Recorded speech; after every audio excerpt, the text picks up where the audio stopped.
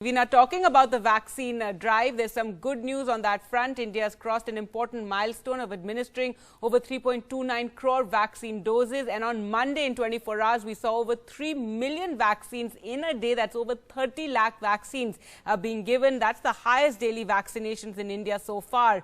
Well, to talk more about the vaccine drive, we're joined by Dr. Shekhar C. Monday, the Director General of the CSIR. Thank you so much for joining us, Doctor.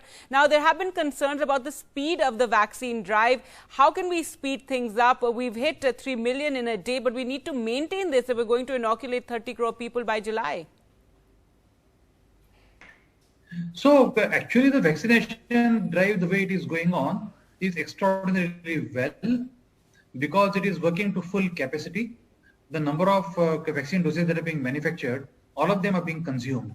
So I don't think there is any room to accelerate it further, unless of course the vaccine manufacturing capability goes up. So in that sense, the vaccination drive is picked up very well. What we have also done well is defining the priorities. So the priority that we defined as number one, healthcare workers and frontline doctors and so on and so forth, that is actually pretty much under control. And the second priority, those above the age of 60 or those with comorbidities but above the age of 45, that priority also has picked up very good pace. So in that sense, there is nothing to complain about the pace of vaccination.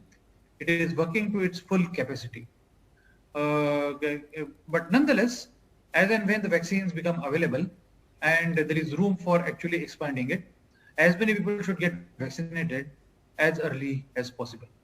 Now, Doctor, currently we have two vaccines that we're using. That's Bharat Biotech's Covaxin, and we have the AstraZeneca Oxford vaccine, which is called Covishield here. When can we expect more vaccines in our kitty?